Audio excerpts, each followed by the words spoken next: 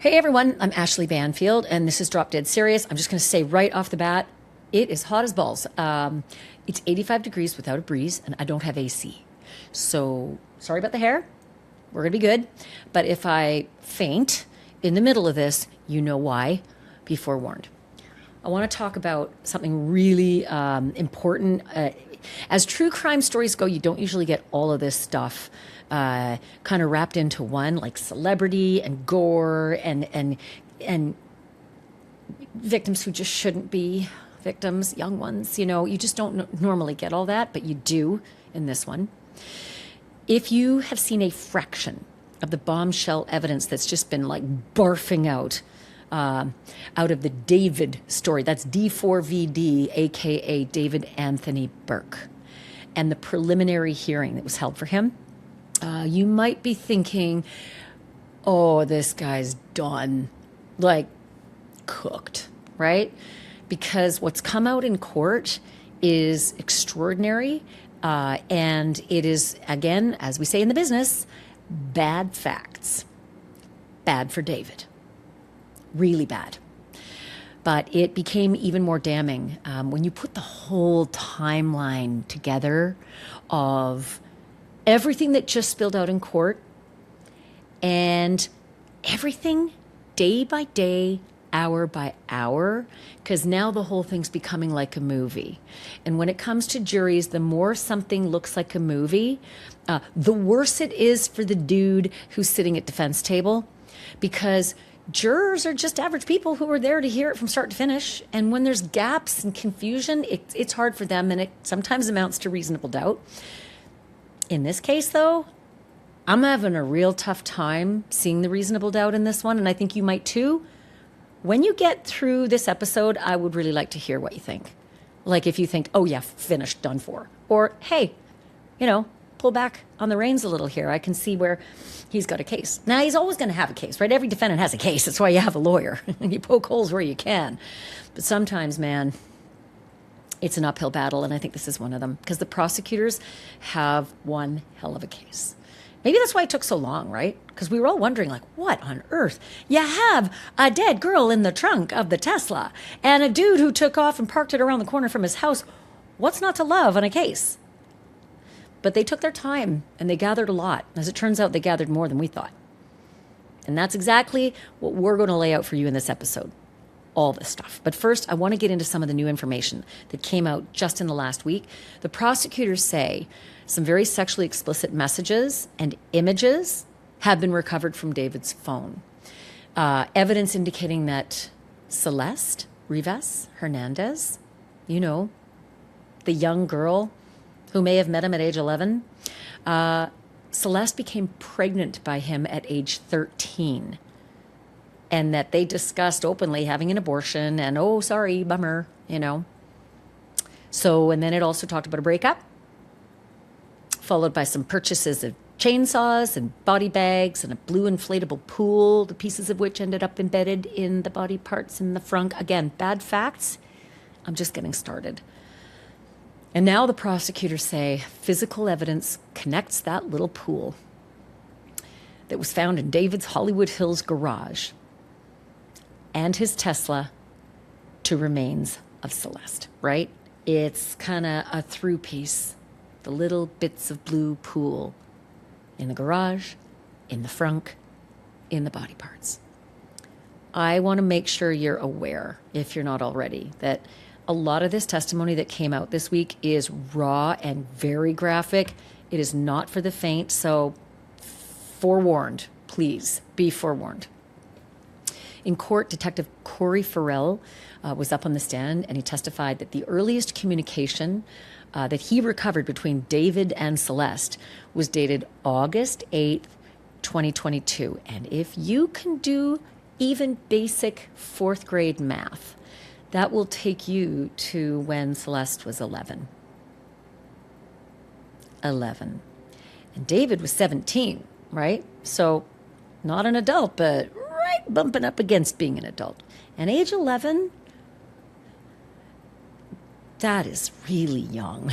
Like, that's just barely middle school, According to that detective, David's iPhone contained years and years of messages and photographs and videos. Yes, those kinds of videos, the kinds of videos that you usually hear on like those websites, but not the kinds of videos that you would imagine that involve a little girl, like 11, 12, 13, 14-year-old girl. But there were apparently photos and videos documenting what the prosecutors alleged became indeed a robust sexual relationship between a little girl and a budding man. And some of the images were too explicit to even be displayed publicly in court. Some of the videos, far too graphic, right? Because you know what was going on. But the photos allegedly showed David and Celeste engaged in these sexual acts and included nude photos of both of them, videos of them full on doing it. Don't forget, Celeste's family was seated in the front row. And this detective is having to describe all of these images and videos involving their little girl for years. Well, she was little. And then just little, you know. Prosecutor quietly approached them because of all of this, and nobody could hear, but it kind of looked as though the prosecutor was telling them that, listen, this is going to be rough, this is going to be graphic, and if you need to leave, you should do so. And of course, Celeste's mom got up and walked out crying. So listen, I don't know how many courtrooms you've sat through, but I've been in a lot of them, and you know, on paper, they look like trials, they look like legal wranglings, they look like, criminal code and litigation. And when you're in there, they look like drama. They're real people whose lives have usually been completely upended, destroyed, catastrophically at times. And Celeste's family, that's the category they fall into. Catastrophic disaster in that family. Tragedy. And I know a lot of people are like, well, they were asleep at the switch as parents. Okay, fine. You don't get a death sentence for that in this country. You just don't. Some people are doing their best. Some people, they might be asleep at the switch, but nobody deserves what happened to their child. And I'm not just talking about the dismemberment in the trunk, all the stuff leading up to it, all these photos, these videos. The detective said that the messages continued for years, and they included repeated discussions about sex and birth control and Plan B. David and Celeste also discussed her running away from home to be with him. Nice. In one conversation, he allegedly offered to give her a business credit card so that she could buy whatever she wanted. In another conversation, allegedly, he expressed concern about having to deal with the posters. Do you know what posters I'm referring to? Missing persons posters. So he's frustrated because there's missing person posters of Celeste, and you're here, and what am I supposed to do with that? Like, seriously, this is what we're dealing with. Remember when I said bad facts? I don't think the jury's going to like that one at all, among the others. And then the prosecutors displayed the messages from January 4th of 2024. And I know I throw a lot of dates and times and stuff out. Don't worry, because coming up a little bit later, I'm actually going to run through it moment by moment. So the timeline's all going to be together. So if you feel like, okay, what was January 4th and all of this? There's a lot of years. I got you. And it's going to make a lot of sense once we go through everything linear, okay? So January 2024, Celeste is 13. According to the detective, the conversation indicated that Celeste had become pregnant by David and was preparing to have an abortion. And David asked when she was, quote, going to get it done. He also confirmed that that baby was his, and he told Celeste that he was sorry for putting her through it. Wow, what a gentleman. She's 13. She's 13. David at this point, around 19. Okay, so 19 and 13. Celeste answered him, quote, we both weren't able to take care of it. No shit. The two also discussed having a family together in the future. So things were going deep. Whether he meant it, I don't know. Because clearly, in the future, there would be no family. There would be no Celeste. So who knows what David was really thinking while sending her messages. Sorry I got you pregnant. We'll have a family sometime in the future. By September of that same year, 2024, shortly after Celeste turned 14, David had purchased airplane tickets for both of them to travel overseas to London and then to travel down to Texas where his family lived. The prosecutors say he brought her to Texas for that purpose, to meet his family. So family is meeting David's 14-year-old girlfriend. No red flags, no issues. Look, maybe she lied to them. Maybe she said she was 18. 14 to 18 is a pretty big span. You know, and she's not all makeup and heels while hanging out with David's family. I have a really tough time believing that no one had any suspicion that this was a kid.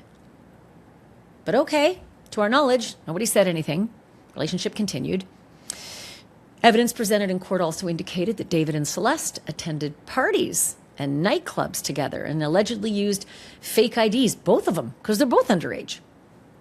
But by the middle of March 2025, the messages are now suggesting that Celeste is pulling away. She told David that they could be friends, but only online. And then she wrote, quote, "All we do is have sex and just hang out. Man, I want more than that for myself. Without a label, too, is insane." That's her direct quote. So she's actually like acknowledging, I don't think what's going on is right. And for me, this isn't what I want in my life. I don't know if she really wanted to leave him or if she just wanted him to know, I want more and I'm giving you a bit of an ultimatum, so hopefully you'll draw into me tighter. I don't know. But again, all we do is have sex and just hang out, man. I want more than that for myself. Without a label, too, is insane. Their final known communication was April. And that apparent breakup is very, very central to the prosecution's theory about why Celeste ended up dead, dismembered in the front trunk of David's Tesla. The prosecutors say that Celeste had a boatload of compromat, right? A lot of information that could basically destroy David, ruin his career. And by the way, a really budding career. Like we're talking in the tens of millions. So big career, not just, well, you could ruin my career and I'll have to do something else. No, like an empire. She could ruin an empire. David's career, you're going to hear like where the numbers were at. And it's surprising for a lot of you who may never have heard of him before. I hadn't heard of him until this case. He had a lot of fans, though, huge, huge fan base, and it was only growing. And the industry promoters thought, yeah, this guy's going to make us a lot of money. So let's give him a lot so that we can get a lot. The idea that the prosecutors say is that the compromat that Celeste had could destroy this empire and that he killed her to stop her from doing that. Stop her from exposing their relationship, which would be criminal because she's a kid, and would put him in jail. And goodbye career. Shortly after those communications came some purchases online. And again, ready for a list of bad facts? April 24th, David orders a spade from Home Depot. He does it through Postmates, a delivery service. Again, let's just be clear. If I ordered a spade where I'm in a rural area, it wouldn't make any, it wouldn't be a red flag because I have a big garden, I do a lot of stuff. But if you live in the Hollywood Hills and you basically have zero lot line, what are you ordering a spade for? And you're not kind of the outdoorsy type, It's a rental. So he orders a spade, has it delivered. May 1st, he orders chainsaws, plural, chainsaws. Also May 3rd, a blue inflatable pool. May 5th, body bags. Remember when I said bad facts? I don't know anybody who's ever ordered body bags in my life. Honest to God, I've never heard of anyone ordering body bags in my criminal coverage history. Like, people who've gotten rid of their bodies have never ordered a body bag online. But the prosecutors say on May 5th, body bags and heavy-duty laundry bags. Detective Joshua Beyer, he got up on the stand too, LAPD, and testified that David also ordered items from Amazon, but he used an alias, the detective says. He said it was Trayvon Davis. Trayvon Davis. I'm going to be curious as to where that name came from, but that's the one.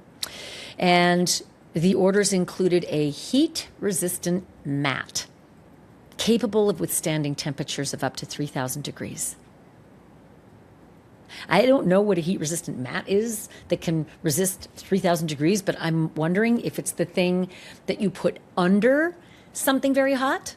So, for instance, the other thing that was ordered, and in court it was described as a burn cage. And when the detective was asked, well, what do you mean by a burn cage? He said a miniature cremation device. So the heat mat that can withstand 3,000 degrees was purchased, and a miniature cremation device, maybe to sit on top of it, those were ordered.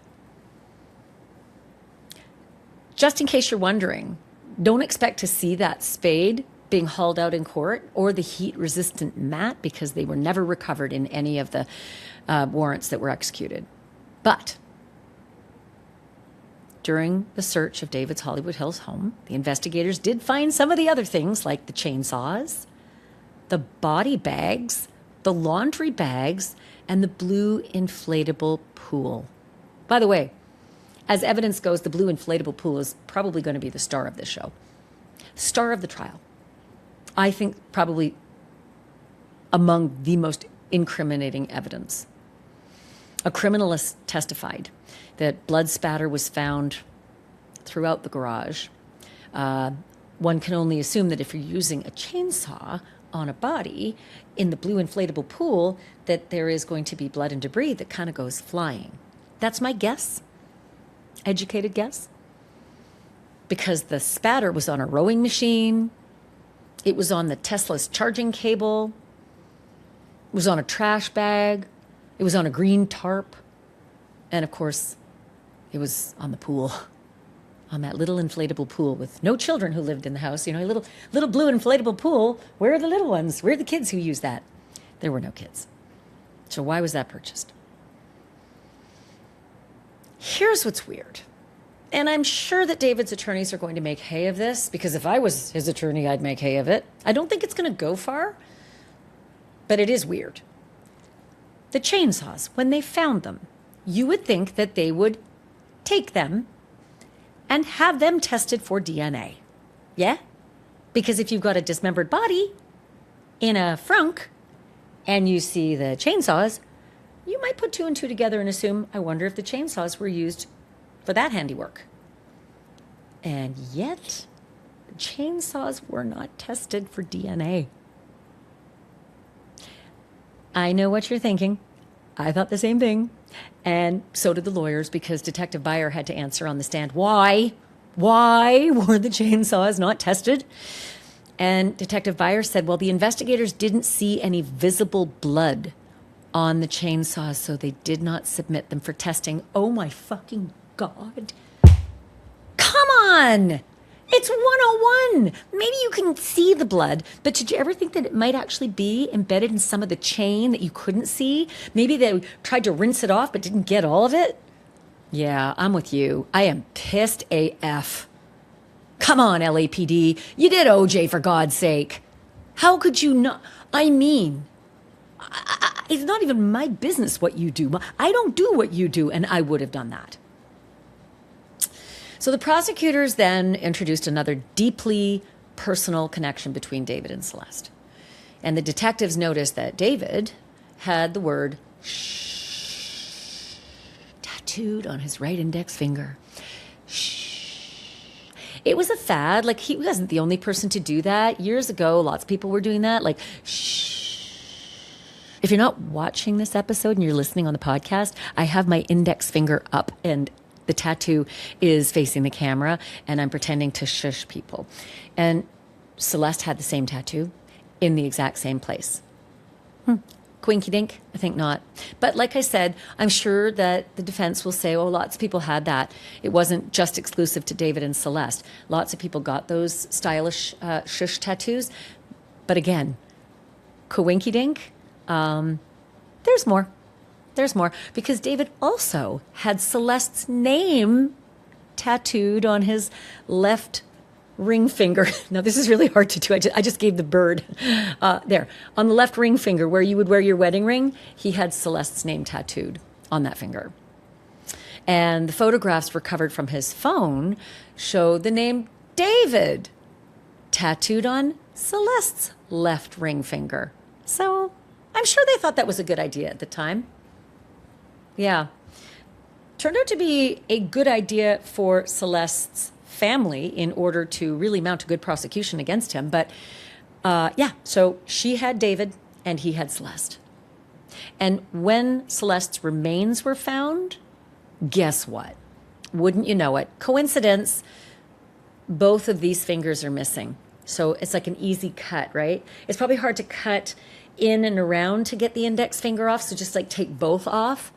So yeah, the ring finger and the pinky right beside it, both of them are gone. And they were not with the remains in the frunk. I lay awake at night wondering, so what'd you do with them? Where are they? Clearly you don't want those remains found, but why would you decide that the pinky and the ring finger with your name on it would be better somewhere else? Because everything else about her in the trunk kind of points to you, right? Anyway, don't know.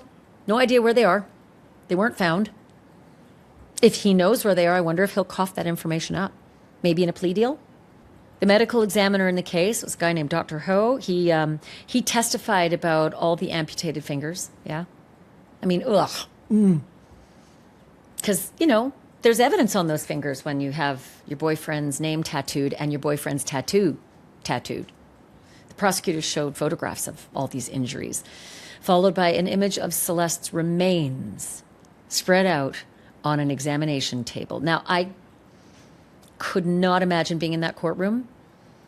There are a lot of people who are not used to this stuff, you know, like those families, the gallery, some of the reporters, they are not used to seeing badly decomposed, dismembered remains spread out on a table. And I have heard from reporters in that room that it was one of the most difficult things they've ever seen. And Dr. Ho was on the stand describing severe decomposition, multiple dismemberment sites, an absent left eye, like it's gone.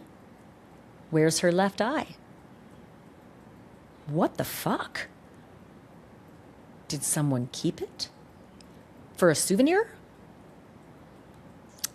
Medical examiner also testified about the liquefying of Celeste's soft tissue, and he said that the odor was noticeable before he even entered the autopsy room.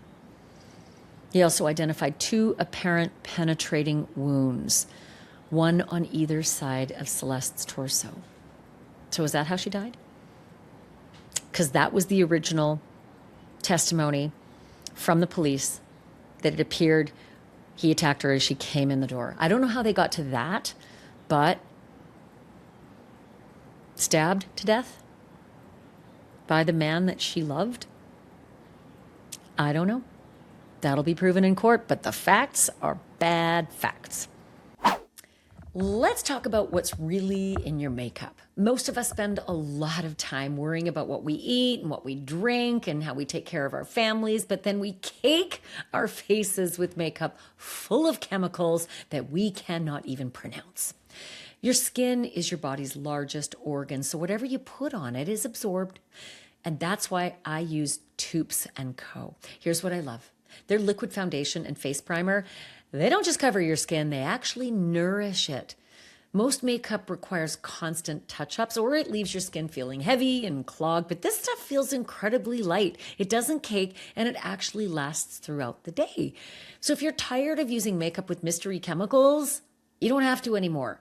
Simplify your routine and actually feel good about what you're putting on your skin. Head to toupsandco.com/Banfield. They're offering my listeners 25% off your first order with the code Banfield. That's toupsandco.com/Banfield. And use my code Banfield for 25% off your first order. You could just click the link in the description.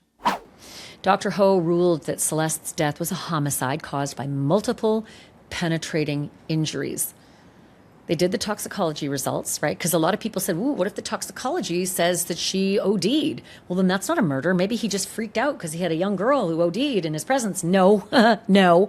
The tox results said there were no drugs or alcohol that caused her death. But the condition of Celeste's remains prevented him from being able to determine exactly what ended up killing her, just that there was all this horror meted upon her. He couldn't identify what weapon was used to kill her or dismember her. She was too far gone. He could not determine whether she struggled or whether the dismemberment occurred before or after her death. I mean, my mind didn't even go there. I just thought it must have been after the fact, but please, Jesus, please, for the love of God, do not allow us to go there to think that she was being dismembered while she was alive. I guess anything's possible. If you're going to be this sick and twisted and devoid of human everything, then it's possible, I guess. Dr. Ho said that the wounds may have been caused by a knife, maybe by a gunshot, or maybe by another penetrating object, but he said no bullet was ever recovered. It could have gone right through. Don't know. He acknowledged that the wounds could represent an entry and an exit point, but he made clear that was just only a possibility. He could determine that Celeste had been dead for weeks, but he couldn't determine how many. Definitely weeks, don't know how many weeks. Dr. Ho also addressed the reports that Celeste weighed only, and you've probably heard this, 71 pounds when her remains were found. But there's a caveat to that. Don't think that she was this, emaciated young girl. The medical examiner explained that the measurement actually reflects the advanced decomposition of her remains, so it's not necessarily what she weighed when she died. That we don't know. It's just that the remains weighed 71 pounds. And if they'd been in the frunk a long time, clearly there was some kind of way for fumes to escape because people could smell it in the neighborhood. So that means that maybe some moisture would escape as well. So perhaps a lot of Celeste's weight disappeared in the evaporation of her body. The prosecutors focused on those tiny little blue plastic fragments that were embedded, particularly in Celeste's right knee. They said that the fragments, lo and behold, matched the blue inflatable pool that was recovered from David's garage. That same pool that he ordered weeks after his final known communication with Celeste. The pool that was found with the blood spatter on it. So I should tell you that that pool also showed scarring marks, as though someone may have been cutting something and then went through to the bottom of the pool and scarred up that pool. So that's probably where those pieces came from that were embedded in Celeste's knee and possibly other places. And the Tesla contained its own evidence, too.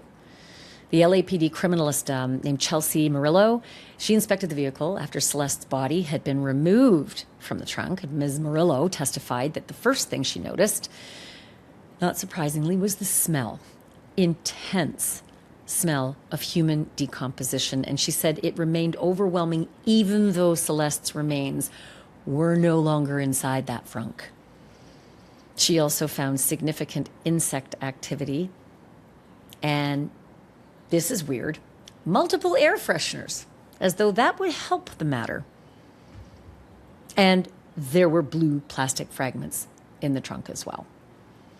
And then on January 7th, 2026, a Caltrans worker made another discovery along a highway shoulder in Santa Barbara. That's more than 80 miles from Los Angeles. He found Celeste's passport card on the side of the highway. So prosecutors put it up in court. They showed it. And that had an intense effect on Celeste's mom. She began to cry. The photograph showed a little kid, baby-faced little kid.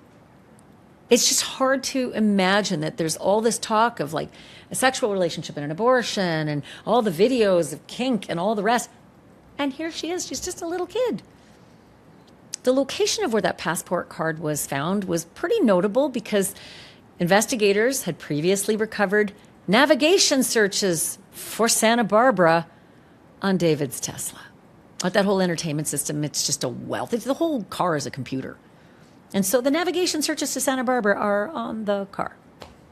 And her passport's on the side of the road up there. The defense is, none of this is good for the defense. And they got to poke holes where they can, right? And ask the California Highway Patrol officer who collected the passport card why the Caltrans worker had been searching along the shoulder. And the officer had a good answer for that and said that the worker had found several interesting objects near freeways before and was just looking around. Not weird. There's all sorts of stuff on the side of the road. Phones and everything goes flying. There's no testimony establishing when that passport arrived there or who left it or whether it was deliberately discarded, out the window. But the prosecutors are asking the judge to consider its location along the Santa Barbara searches that were found in David's vehicle. And I'm going to get to this in the timeline because it's going to matter a lot. So just be patient. They also spent hours examining what David stood to lose if his relationship with Celeste became public, like if she spilled beans.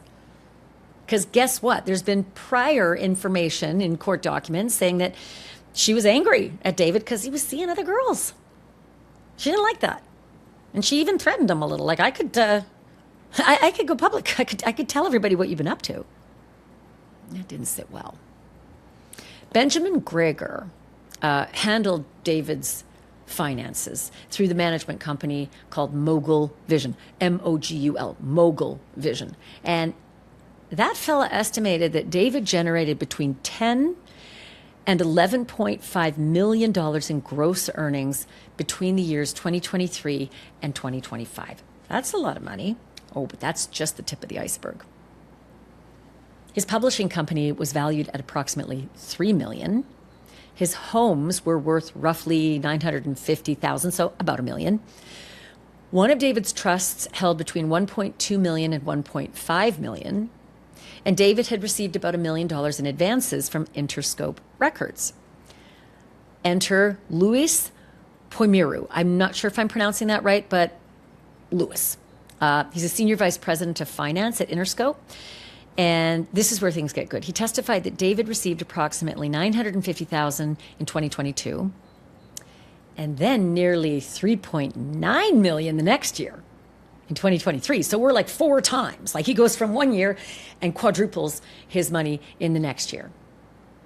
And then the third year is weird. It's only $187,000. Still a lot, but 2024 wasn't as lucrative as 2022 or 2023. But then 2025, he's back up to $2.3 million. Again, tip of the iceberg. Wait for it. His contract included additional payments and options for 2 more albums. Now, those albums were never produced, natch, yeah. But the defense calculated that David could have earned, you ready? Take a drink.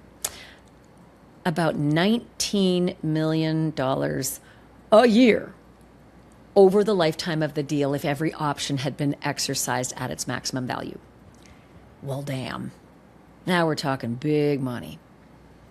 Interscope actually terminated the contract in 2025. Again, natch, given the headlines, yeah. Mr. Poimiru, if that's the right way to pronounce his name, testified that the company does not currently owe David a nickel or a penny. And the financial testimony became even more pointed when the prosecutors questioned Mr. Greger, that manager fella, about David's assets after his tour was canceled and after he was arrested. And Mr. Greger said that he and David's mom, her name is Colleen Burke, began moving money around. And they're asked, why'd you do that? And his answer was, we needed to raise $2 million for David's bail. That makes sense. But he also admitted to advising David's mom, Colleen, to transfer the title of David's house out of David's name and into her name. And so obviously the prosecutor is like, well, why'd you do that, Mr. Greger? And Mr. Greger said it was to protect David's estate from a potential civil lawsuit if Celeste's family came after it. Just think that one through for a little bit. Got to make sure we protect the assets, because what if that pesky family comes calling in a civil suit? I don't want them getting anything. That's kind of like my common parlance for that maneuver. It's all allegations, right? He's not convicted of anything, but oh my God, the bad facts. Mr. Greger's credibility also kind of in the toilet, because he was challenged again and again when he denied knowing that David and Celeste had traveled together to London. And the prosecutors confronted him with, oh no, some of your communications, showing that you, Mr. Greger, had asked another member of David's team about that trip. So, oops. Yeah, Mr. Greger did not do well on the stand. Like every time he was saying something, the prosecutors came back with, oh, this shows that you're not telling the truth. Mr. Greger also denied knowing that David brought Celeste to Texas to meet his family. That they attended parties and nightclubs together, or that they allegedly used the fake IDs. He said he only knew Celeste's first name and learned about it from another member of David's team. But again, he just kept getting challenged one after the other when he was on the stand, and it just was a bad look. It's the kind of thing that juries say, get rid of him. We're not believing anything. If you lie once, you don't get credibility for everything else you say. That's just kind of the way it works on the stand, because, you promise to tell the truth, the whole truth, nothing but the truth. And so one lie drains your credibility tank. Juries just don't like it. And prosecutors are sure to remind them over and over again of it.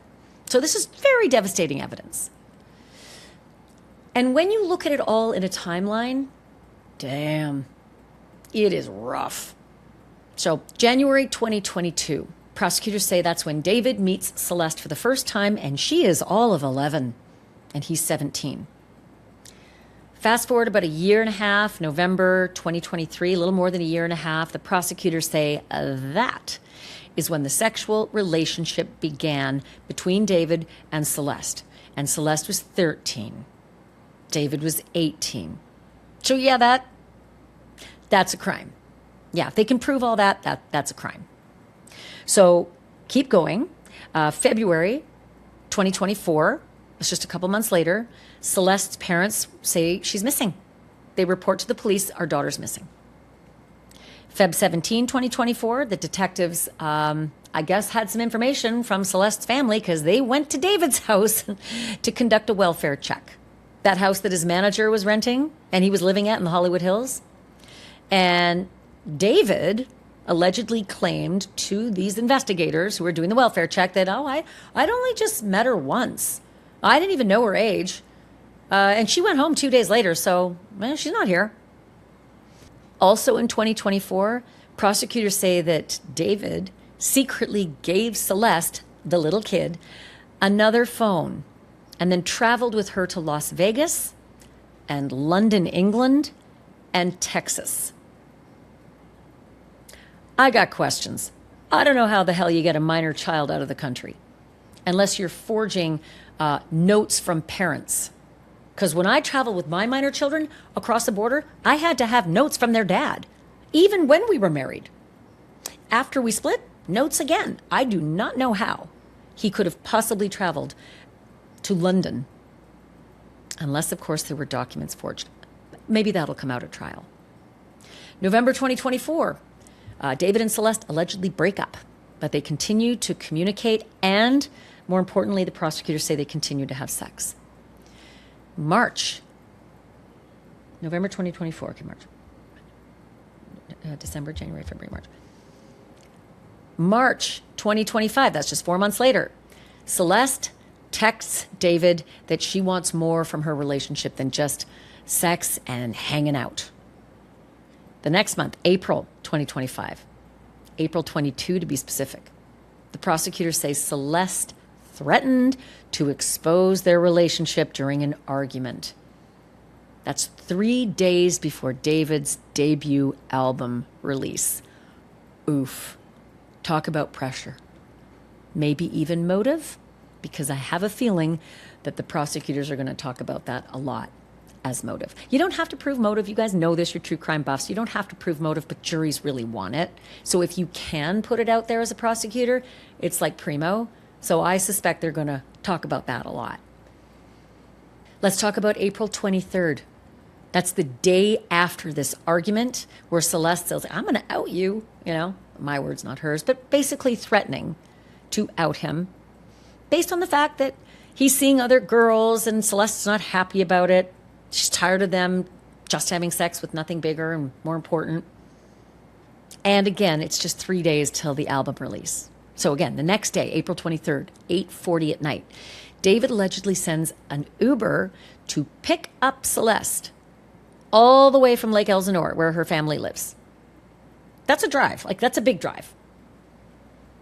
Same date, 10:10 p.m. Celeste arrives at his Hollywood Hills home. And shortly after that, prosecutors allege that David stabbed Celeste repeatedly and allowed her to bleed out. Dead.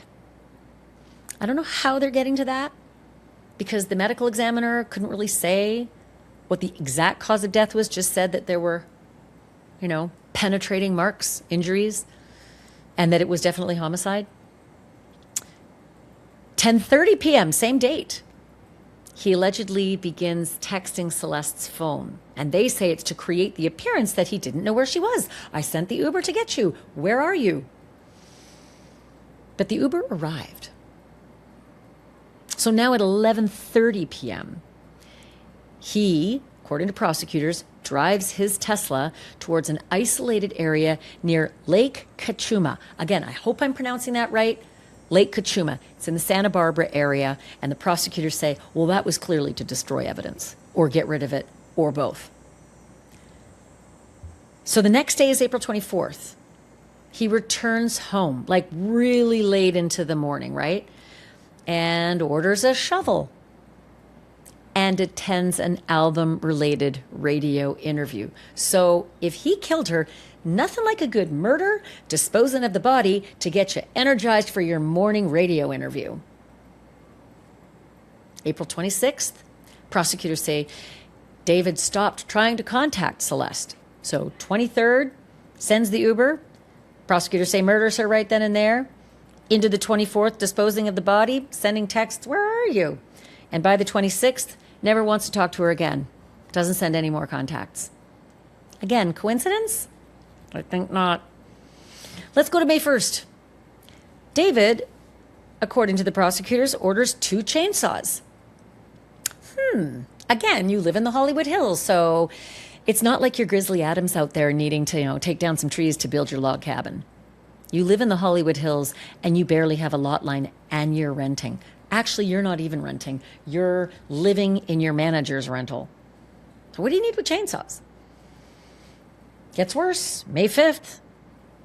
Prosecutors say he ordered a body bag and heavy-duty laundry bags and a blue inflatable pool and uses a fake name to do so. But the address, bring it all to this address, where I'm living, in the Hollywood Hills.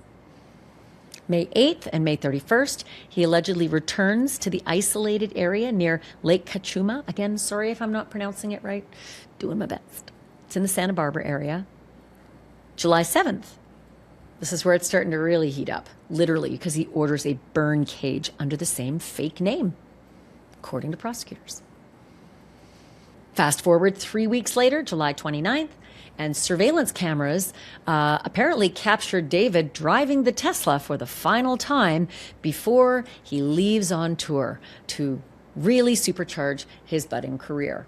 And the prosecutors say Celeste's dismembered remains were inside that frunk of the Tesla, decomposing. while he's driving. So September 2025, that's when we all started to know about this story. Celeste's remains are discovered inside the Tesla, one day after her 15th birthday. But she did not turn 15. She was so far dismembered. She'd been in there, as the medical examiner said, weeks and weeks. I just don't know how many, but definitely not one day. So Celeste was 14 when she was decomposing in that trunk. She did not reach her 15th birthday. September 17th, LAPD searched David's home. They get a warrant, they get in there. Celeste's blood was allegedly found in his garage, along with the cut-up blue inflatable pool. Prosecutors have connected to her dismemberment and the Tesla. Fast forward to January 2026. Celeste's ID, her passport card, is recovered near Lake Cachuma, again, Santa Barbara. We all wonder, what are you doing in Santa Barbara? Like, if you're going to Santa Barbara to get rid of a body, why is the body still in your trunk? What was going on in Santa Barbara other than passport card tossed? And I don't know, a lot of other missing stuff that they couldn't find, the stuff you ordered. April 16, 2026, arrested. That's when the LAPD show up at his Hollywood Hills home and arrest David.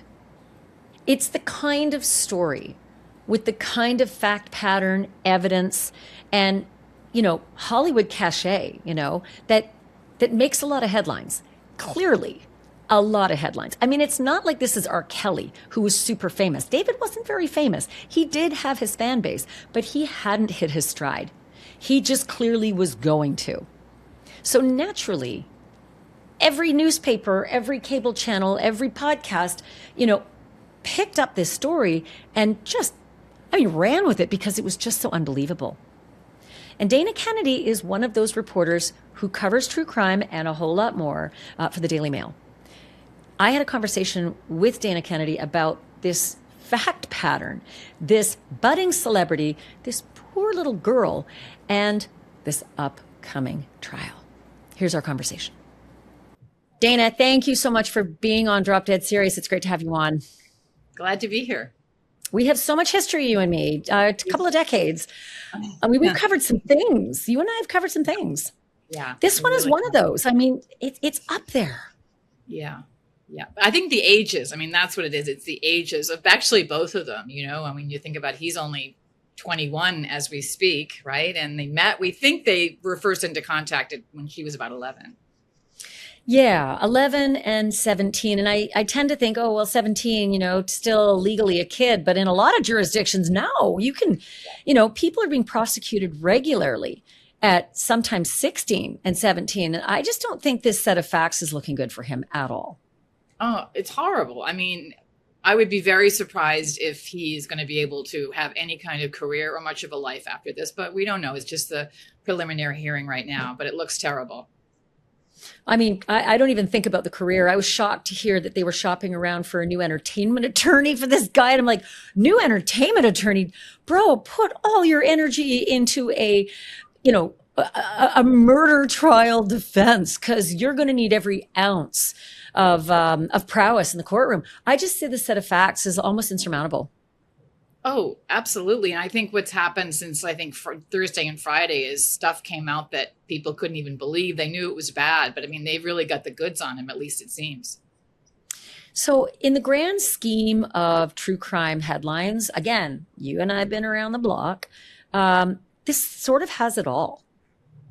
Unfortunately, yeah. Unfortunately for Celeste, it has it all. Yeah. There's the fame and the fortune. By the way, I had never heard of David before this case, but he had a following and he had a real future. The potential for his earnings were in the tens of millions of dollars. Did you know much about him before this? No, like you, but again, he's so young, Ashleigh. It'd be kind of odd for both of us to be really, he's really kind of a niche person. And he came out, as you know, out of the gaming world, out of Fortnite. And that's really, for people that are under 20. So it's really unlikely that we would be fans of his or that cognizant of who he was, even though, many people have talked about his song and the video for Romantic Homicide, which he wrote in his bedroom and performed. And it's, of course, unbelievably eerily prescient about what happened. I mean, if you look at that video and you read what he wrote, you wouldn't, if it was a screenwriter, Ashleigh, they'd say this is way too much on the nose. I mean, yeah, talk about life potentially imitating art here. I was did. also like, all the way through this, I remember being pretty apoplectic about how long it was taking for an arrest, because let's be straight.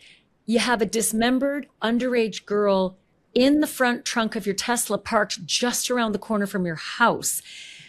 What's not to love for probable cause? I could not get over how long it took for the arrest, and I wondered what your thoughts were on that. Well, I'm glad you brought up the Tesla, because for me, though, I just want to say that is one of the strangest parts of this whole story.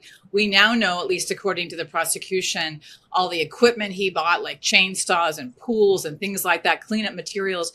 But my big question is, if he put the remains of that poor girl's body in the Tesla and just parked it. I mean, he did drive it around a bit. Then at some point, I believe in July, right, he just sort of dumped it and it was getting parking tickets.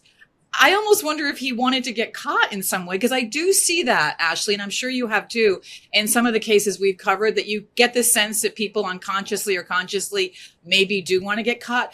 Who would leave? This up and coming, potentially huge star would leave the remains of his underage girlfriend in his parked car for weeks? I mean, that part makes no sense to me. No, and a lot of people say that in cases where, wow, it sure sounded like that person wanted to be caught. And no matter how many times I hear it, I still don't believe it, because generally speaking, as stressful as it would be trying to outrun the law or trying to obfuscate or trying to hide evidence, whatever it is that guilty people do, I still think in the back of their mind, they don't want the death penalty and they don't want life, no parole. And so I've never been able to wrap my head around someone who just wants to get caught. Yeah, I don't know.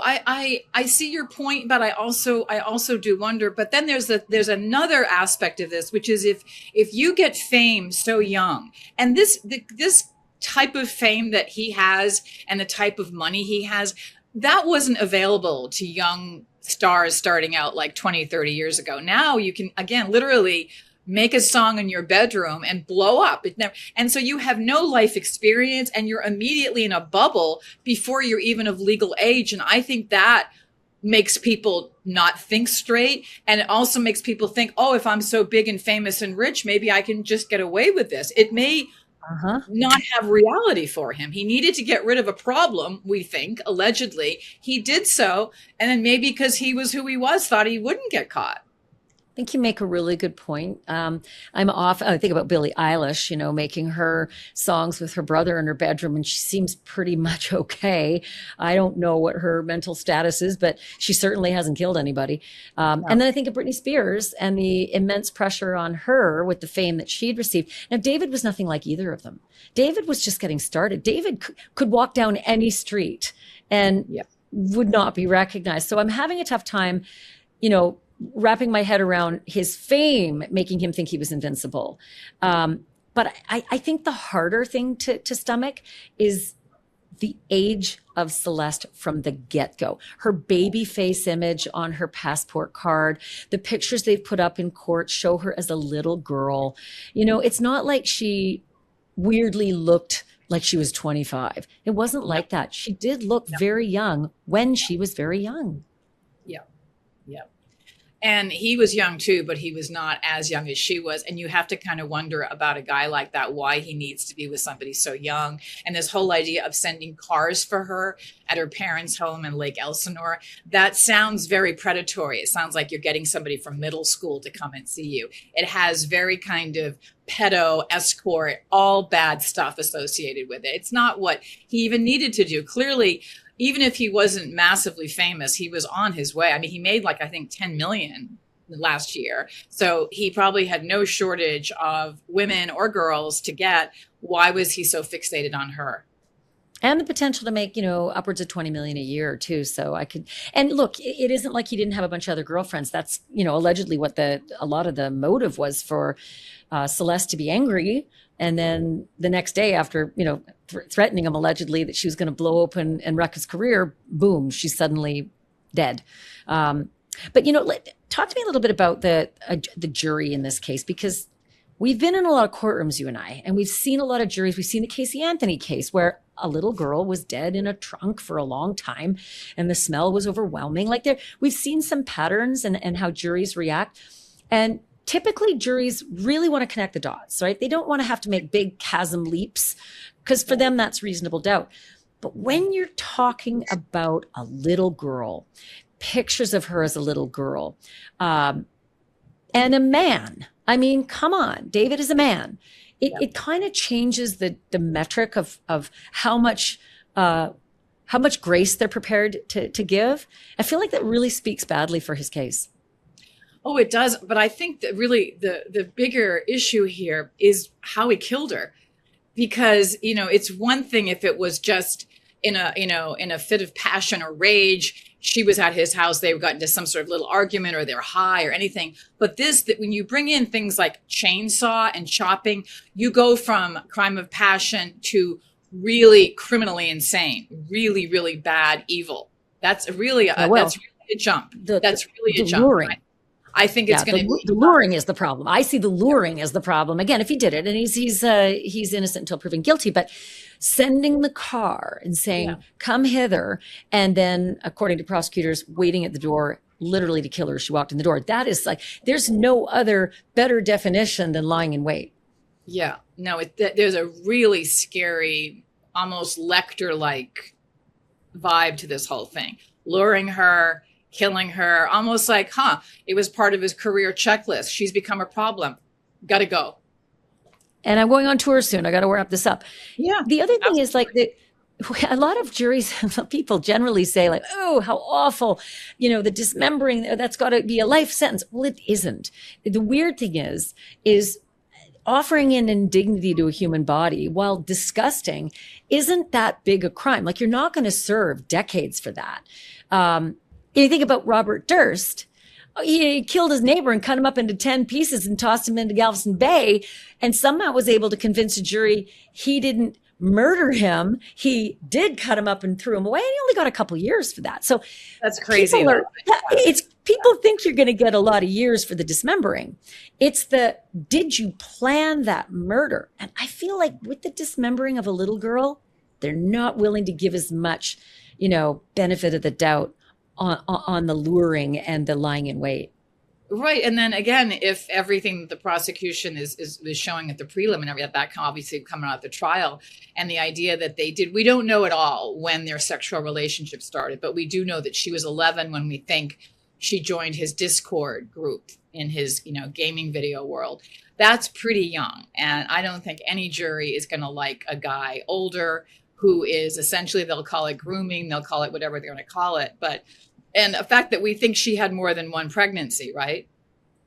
Yeah, and I think they're kind of zeroing it down. Again, it's all allegations, but they kind of think that the sex started at age 13 and 19, and then, she's pregnant at 14, and there's all sorts of admissions allegedly. The prosecutors say that he was, coughing up, that he'd done it, he was sorry, and let's get this thing, dealt with in an abortion. So yeah, there doesn't seem to be a whole lot of confusion that there was underage sex going on for a long, long time. And a lot of video and photos of it as well. Well, that's the thing with any kind of crime these days. My God, good luck to the criminals, because so much, never mind DNA, but the digital evidence and all that is just, and this is an old story, but whether or not you think he was that famous, he had fame within his niche. And that's really what people care about now. There aren't any Michael Jacksons left, right? Or Elton Johns. It's all people that are fairly niche, except for people like Taylor Swift or Drake or somebody. And, the story of young underage boys or girls hooking up somehow with older, successful entertainers is an old story. And it's rarely has a good ending, and people should be somehow paying attention. Didn't bode well for R. Kelly, that's for sure. So So look, I'm gonna ask you, do you think this is gonna be an actual trial, or do you think this is it's such a bad set of facts, do you think it's gonna be a plea bargain? That's a good question. If I had to guess now, I would probably say, yeah, with what came out. You know, as you said to me in the conversation we had earlier, you used the word diabolical. And that's a good word. That's what it seems like to me. I mean, I would think he would be just so freaked out about this. And I'm sure he's got some of the highest paid lawyers in the land advising him. You know, they're not stupid. Go to trial with this. Mm-mm.